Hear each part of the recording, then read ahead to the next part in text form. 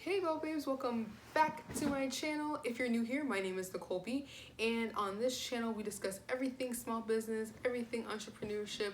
I want to show you the ups and the downs and everything that I've gone through starting this small business. I want this to be a place that can help other entrepreneurs with building up their businesses and learning from the journeys of others. So if that's something that you're interested in, please be sure to subscribe to the channel and turn on the notification bell so you won't miss another video from me again.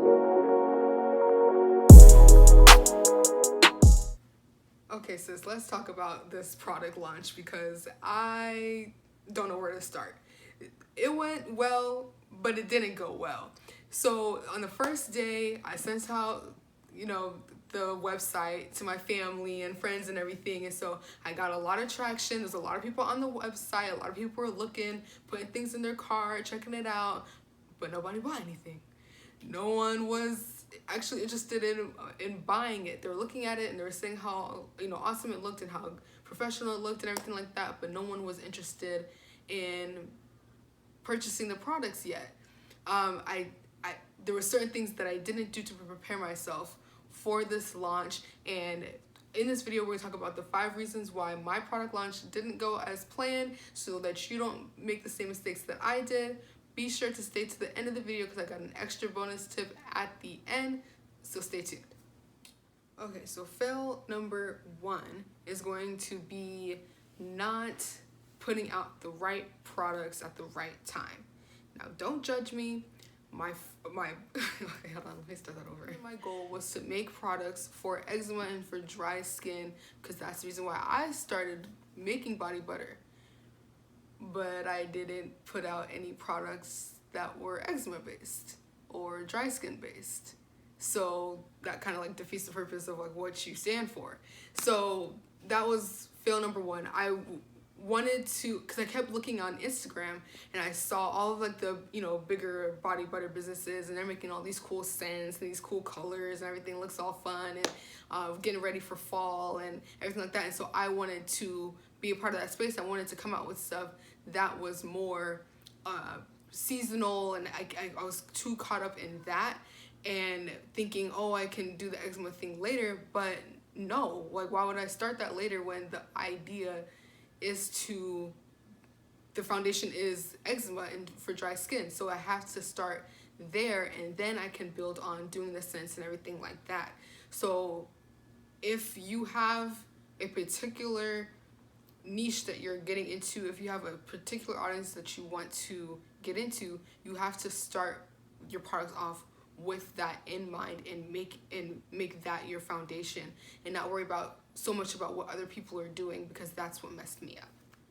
Okay, so fail number 2 is going to be not catering to the appropriate audience. I didn't have my products prepared for the audience that I wanted. When I came out, I wanted it to be an eczema, dry skin product foundation for my business, and I came out with seasonal scents and the fun things like that. And I was watching other Instagram brands that were doing the same thing, and I was like, okay, well, they have all of these fun scents, fun colors, everyone really seems to like that, so that's what I need to come out with. I need to start with that because that will give me more traction. And so I kind of left the eczema things to the wayside. I said I would do that later. And then when time came and my sisters and my mom were like, okay, so where are the eczema products? I thought that's what you were going to come out with. And I was like, no, it seems like people really like this highly scented stuff. They really, really like the colorful things like that. And so I'm just going to wait on the eczema. And they're like, girl, are you crazy? Why would you do that? You need to come out with the eczema products. That's what your foundation is. Make sure that you start off with that so that you can build your audience foundation off of that. And lo and behold, they had all these friends of theirs that really wanted eczema products and needed that. And I missed the opportunity to be able to sell to them because I didn't have those products ready for them to be able to try. And so the whole point of me saying this is, if you have a niche, if you have a certain product that you want to set out to sell, then you need to make sure that is what your foundation starts with. That you make sure that you start selling that or having that on your website your first launch. Like, that should be a no-brainer. Don't pay attention so much to the bigger brands because they've already started. They started their foundation. They have their audience base. You haven't started that yet. So I can't rely on thinking about how successful they are. I have to figure out, what am I going to do to make myself successful? How am I going to set myself apart? And really just figure out how to grow your business and not worry so much about what other people are doing. Okay, so fail number 3 is not having any demo products. And you're gonna say, duh, like, Nicole, why wouldn't you have demo products? Why wouldn't you have that prepared for people to be able to see? But something I haven't said yet is that I literally kind of started this business almost on a whim.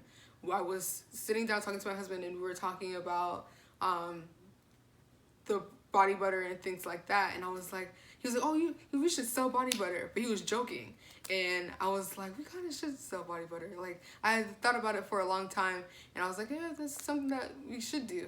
And then I came to him and I was like, we should start a body butter business. Like, let's actually do it. And he was like, I was totally joking. He was like, are you serious? I'm like, yeah, let's just do it.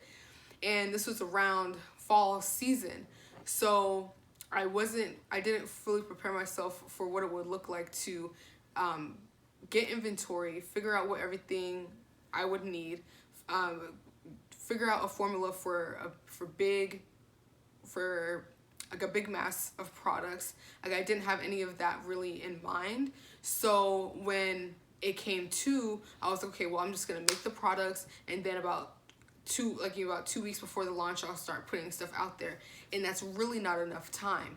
People, you want to at least 3 to 6 months prior to your launch, you want to be able to showcase your products, demo, and everything like that, so that people can kind of get an idea of what you're providing.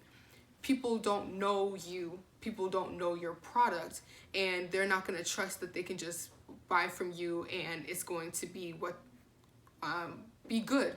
So, because they don't know. So you have to build that trust, through a long length, through a stretch of time, so that they can get to know you, get to know who you are, get to know your business, and build that trust, and then want to buy from you. And I missed that element. I was kind of on a roll of saying, okay, I just want to do this, and I'm just gonna put it out, and people are gonna like it. And again, it doesn't work that way. People want to know that they can trust you and know that you know what you're talking. Okay, so fail number 4 is going to be social media. When I first started off with social media, it was more of like a transactional thing where it was more about selling the product versus using it as an opportunity to teach and educate people on the products and the benefits of using them. You want to make sure that you are creating a community where people are learning from you and they're getting educated versus it just being transactional and only about selling. Okay, so reason number 5 is going to be marketing, and this is a really big deal. You want to make sure that your products are out there and people are seeing it and they can remember you. And my problem was that I didn't have my labels on my products. I was showing lip gloss, I was showing oil, I was showing the body butter with no labels. And within doing my research, I saw that it takes 7 touches for someone to see your products, buy your products, and actually, want to use your brand.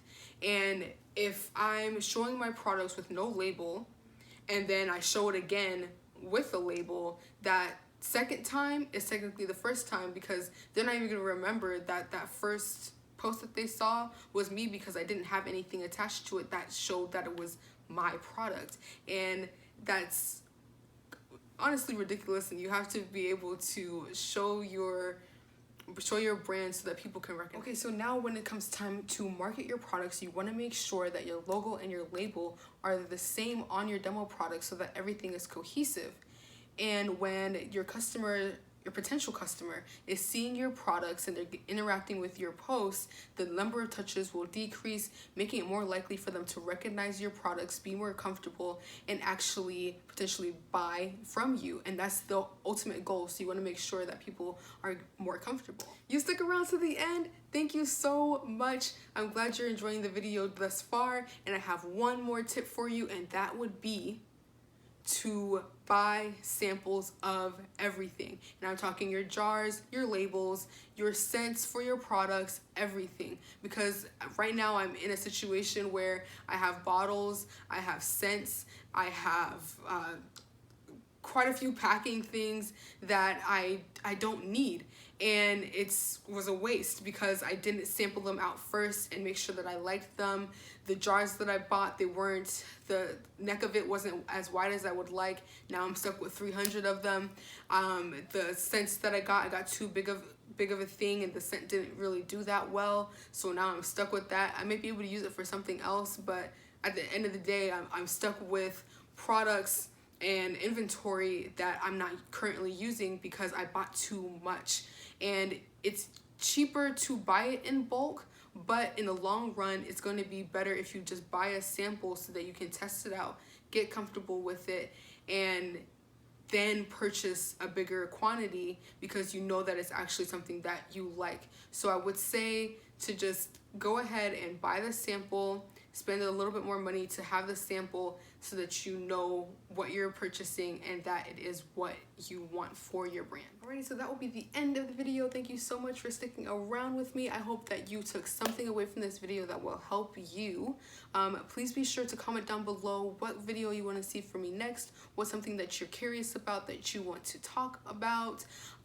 Please also see the link below. I will have all my social media and my website, so please check it out and let me know what you think, and I'll see you in the next video.